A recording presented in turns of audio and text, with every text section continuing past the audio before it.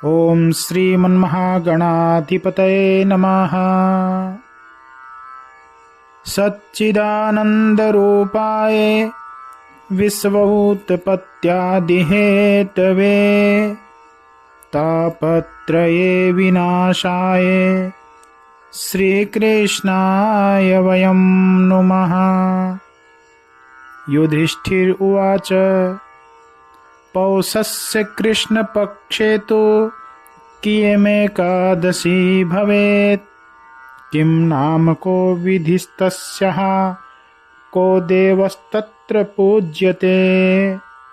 युधिष्ठिर बोले, हे कृष्ण, पौष के कृष्ण पक्ष में कौन सी एकादशी होती है, उसका क्या नाम है और क्या विधि है तथा उसमें किस देवता का पूजन होता है।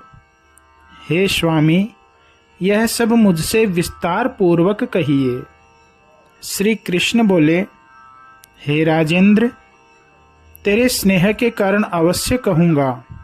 हे राजन, मैं अधिक दक्षिणा वाले यज्ञों से वैसा प्रसन्न नहीं होता हूँ जैसा कि एकादशी के व्रत से प्रसन्न होता हूँ। अतः यत्न पूर्वक हरिवासर का व्रत करना चाहिए। हे नृप, पौष के कृष्ण पक्ष में द्वादशी युक्त जो एकादशी होती है, उसका महात्म्य एकाग्र मन से सुनो।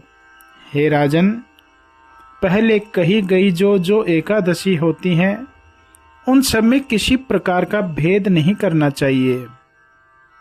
तो भी इस एकादशी की कथा सुनो। विधि को कहता हूँ। पौष के कृष्ण पक्ष की सफला नाम की एकादशी होती है। उसके स्वामी नारायण देव हैं। उनकी यत्न के साथ पूजन करनी चाहिए। हे राजन, पहले कही गई विधि के अनुसार मनुष्यों को एकादशी का व्रत करना चाहिए। सर्पों में जैसे शेष जी हैं, श्रेष्ठ हैं, पक्षियों में जैसे गरुड़ जी श्रेष्ठ हैं, जैसे यज्ञों में अश्वमेध यज्ञ और नदियों में गंगा श्रेष्ठ है, उसी प्रकार व्रतों में एकादशी तिथि श्रेष्ठ है। हे युधिष्ठिर, वे मनुष्य मेरे लिए सदा पूज्य हैं जो हरिवासर के सहित एकादशी का व्रत नित्य करते हैं। सफला नाम की जो एकादशी कही है, उसकी विधि सुनो। ऋतु के अनुसार देश में पैदा हुए सुंदर फलों से एकादशी के दिन मेरा पूजन करे। शुद्ध नारियल, बिजोरा नींबू, अनार और सुपारी से, लवंग से और आम आदि अनेक प्रकार के फलों से क्रम के साथ धूप और दीप से देवताओं के देव विष्णु का पूजन करें। सफला एकादशी को दीपदान विशेष रूप से कहा है। उसमें यत्न के साथ रात्रि को जागरण करना चाहिए। जब तक नेत्र खुले रहें, तब तक रात्रि में एकाग्र चित्त से जागरण करने के पुण्य को सुनो। हे राजन, उसके समान न यज्ञ है, न तीर्थ है, और इस लोक में उसके समान कोई व्रत भी नहीं है। 5000 वर्ष तप करने से जो फल मिलता है, वही फल सफला एकादशी के व्रत से प्राप्त होता है। हे राज सिंह, सफला एकादशी की कथा को सुनिए। महिष्मत राजा की चंपावती नाम की नगरी प्रसिद्ध है। महिष्मत राजा के 4 पुत्र थे। उनमें जो बड़ा पुत्र था, वह महापापी था, दूसरों की स्त्रियों में गमन करने वाला और सदा वेश्या में ही अनुरक्त रहता था। उसने पिता के धन को सब प्रकार से नष्ट कर दिया। वह नित्य बुरे काम में ही लगा रहता, देवता और ब्राह्मणों की निंदा करता रहता तथा नित्य वैष्णव और देवताओं की निंदा में तत्पर रहता था। तब महिष्मत राजा ने पुत्र को इस प्रकार देखा और क्रोधित होकर उसका नाम लुम्पक रख दिया। उसके पिता तथा भाइयों ने उसे राज्य से निकाल दिया और राजा के भय से सब कुटुंबी जनों ने भी उसे त्याग दिया। इसके बाद त्याग किया हुआ लुम्पक अकेला चिंता करने लगा कि पिता और बांधुओं से त्यागे हुए मुझको अब क्या करना चाहिए? ऐसी चिंता करते हुए उसने अपनी बुद्धि पाप में लगाई कि मुझे पिता की नगरी छोड़कर वन को जाना चाहिए। मैं दिन में वन में और रात्रि में पिता के नगर में घूमा करूंगा। इस प्रकार रात्रि में वन से पिता के नगर में आकर चोरी किया करूंगा।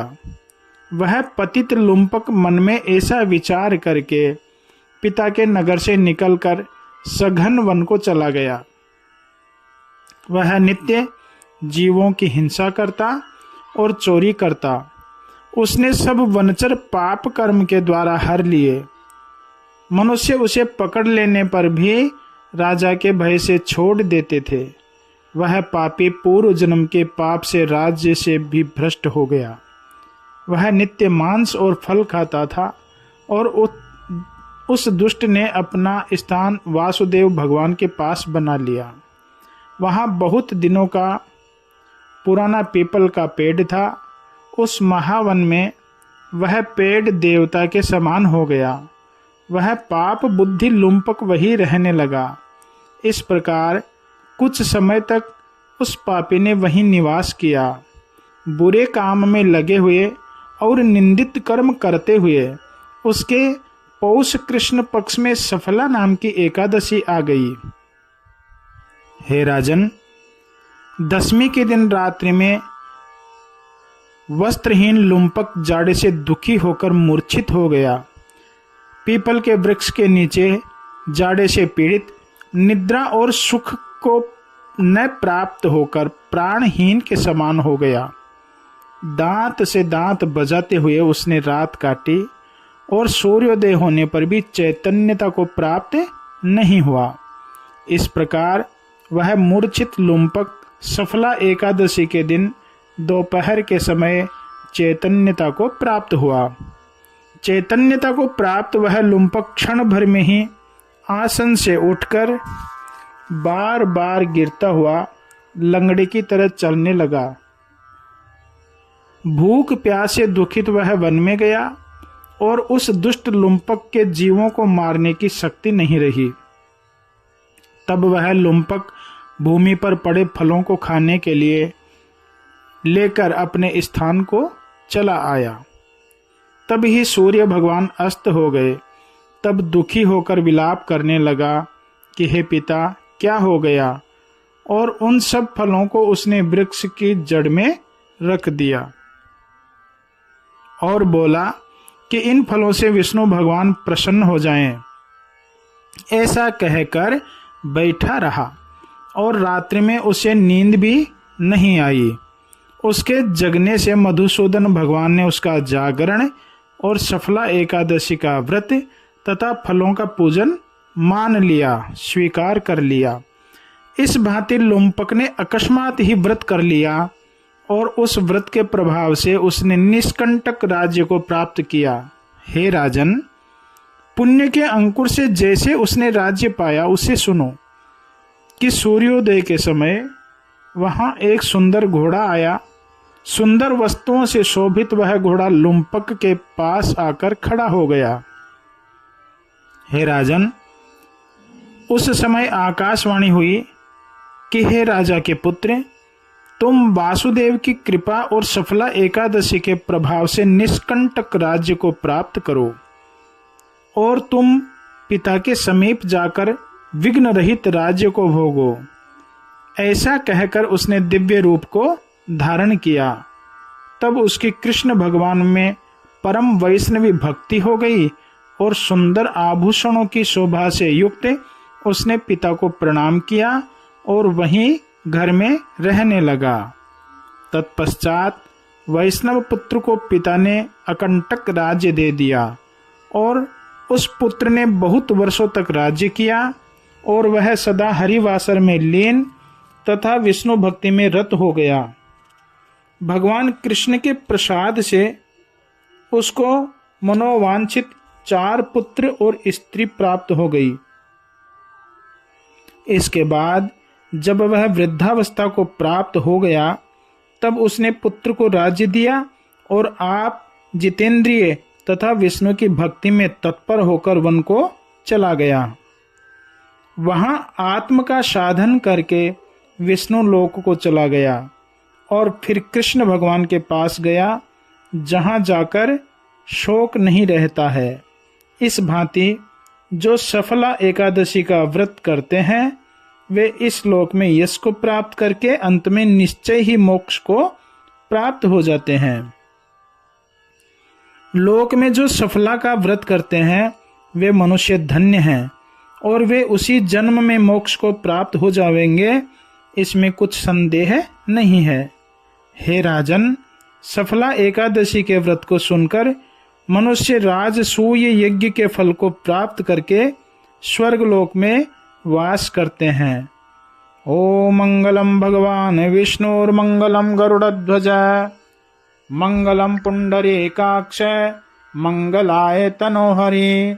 बोलिए सच्चिदानंद भगवान की जय।